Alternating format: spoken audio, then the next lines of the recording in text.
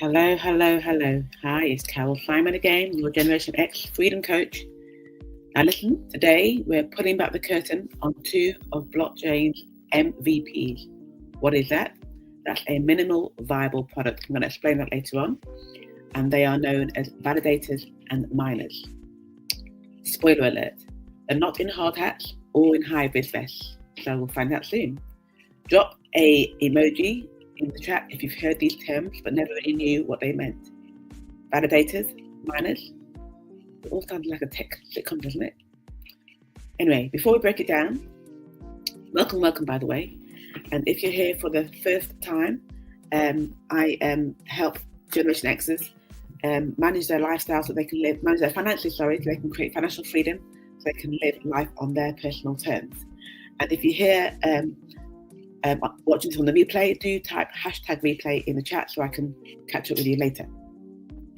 So before we break it down, let's explain what MVP is. MVP stands for minimum viable product, and it's not the most valuable player unless we're talking about business strategy, your business strategy. But an MVP is the most basic version of your product or your service that still solves the problem you're trying to solve.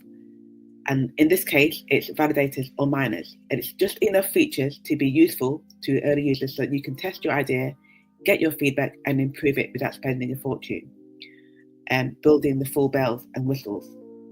And in the case of cryptocurrency and blockchains, this is a miner versus a validator. Now, what is a miner in blockchain terms? No hard hats, by the way. These are the folks on the network, like Bitcoin, that use, it's called proof of work, and that use computational power to solve puzzles. And when they win, they then add the next block and they earn that crypto. They earn some of the crypto that is mined. That's called proof of work, literally proving that they did the work. Now, conversely to these validators, these are used in networks like Ethereum 2.0 or Solana. So instead of mining and using technology, so using hardware, they stake their crypto, basically put it up as a security deposit and take turns confirming transactions. That's proof of stake. That's faster, it's greener, and you don't need a warehouse or machine in your garage. Now, there's also a third comparator, but these work on these don't validate transactions.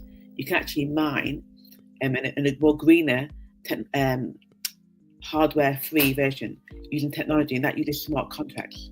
And we're going to talk about smart contracts in next week's Tuesday Live. But this is purely about validating transactions. And if you smart contracts blockchains can operate, but they sit as a layer one blockchain on top of another blockchain that will have its validation process in place, and which is either through mining or through staking. Now, a quick comparison: miners is power hungry because obviously you need hardware and puzzle solving. Validators are less energy and more teamwork, but both of them keep the blockchain fair and secure. Now, here's an analogy to help you simplify it a little bit. Think of miners as competitive puzzle solvers.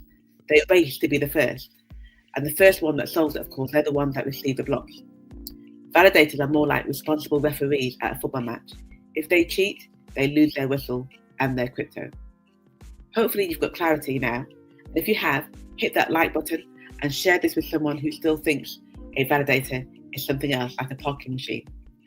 And next Tuesday, I'm going to talk about how you can get involved without even owning a warehouse of Bitcoin rigs, okay? Which is less cost, very green, and much cheaper. Here's a quick summary. Miners use power and puzzles. That's called proof of work. Validators use crypto and reputation. That's called proof of stake. Both, of course, secure the blockchain. And now you know who's running the show. Catch you later. See you next week. Bye.